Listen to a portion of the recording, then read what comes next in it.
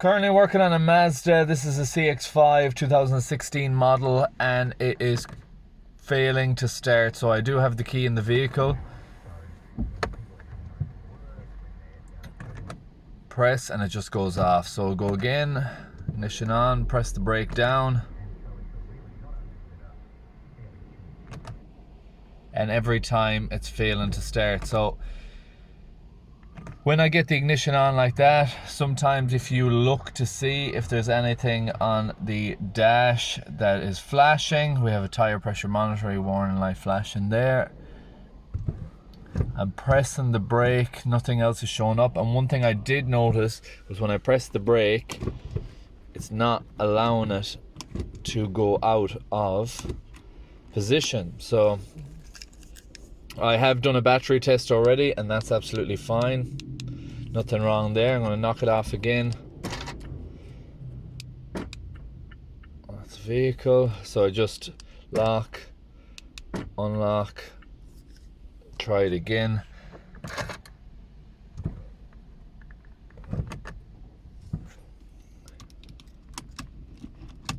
Still not going out of position and still not working.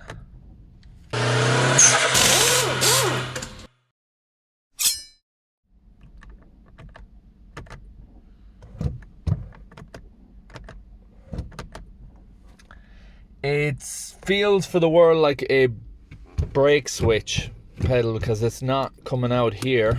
So what I might do to see if it starts is bypass that switch and see if I can get this vehicle started.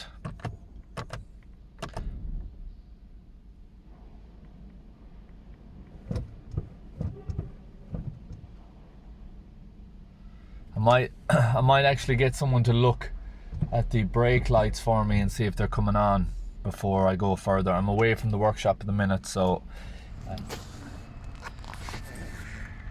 I had the brake lights checked and as suspected they are not working. So this is the suspected issue, which is the brake pedal switch, and if that's not working it's not going to give the signal to start. So trying to disconnect this electrical connector now. So I'm just going to twist it out of position first because I can't get the electrical connector. So I'm going to twist that out of position, and there we can see that is on the back side. Might have to get a flat screwdriver to get it. Push in on that tab and pull back. Needed two hands, but I got it. So that's the switch. What I'll do is I'll figure out which one is the bypass. Okay, so I have the brake pedal switch disconnected. I have a bypass loop put in there. It's actually a fused loop. And it's on, let's say 1 and 4 we'll call it. So 1 and 4. I'm gonna come up now.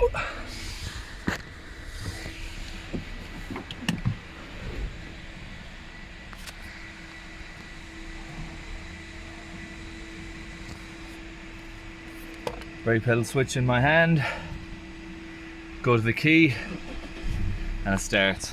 So confirmation that we have a brake pedal switch failure. Now bear in mind your shift lock's not going to be working right because your brake pedal activates the release so you can get it out of gear. A paper clip will work well, but always be very cautious. You have the brake pedal pressed before and fully depressed before moving into the different gears. Now this is a bypass, which is a very temporary measure, so only use it to get to a service station and get this switch replaced as soon as possible. So the new switch is now installed, ignition is on, I have the ignition on there, and I press the brake and you'll hear the click, which is deactivating the shift lock, and you'll be able to move this then.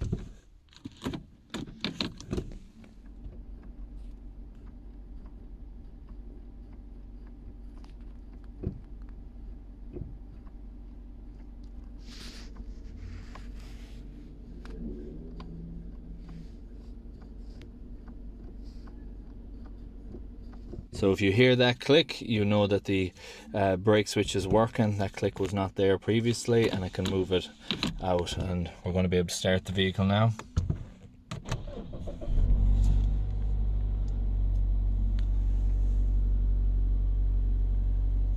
Old brake pedal switch there, new one installed, everything has returned, and this issue is now resolved. Some useful tips on this one: should you not hear a click and be able to shift the vehicle out from park into neutral, reverse, etc. with the ignition on, you know you have an issue there. Being able to bypass it, knowing which ones to bypass it with, is key to being able to start the vehicle and bring it to a workshop or replace the part yourself. Do bear in mind though, if you are going bypassing this, make certain that you're bypassing the correct ones. If you do an incorrect bypass, you could cause more issues than good. You could blow fuses, etc., and have more problems than what you started with. So bear that in mind when doing any type of bypass like I showed in this video. And that is it for this one. I really hope you enjoyed it. I hope you found it useful and informative. If you did, please like, share, comment and subscribe, and I hope to see you in the next one. Thanks for watching.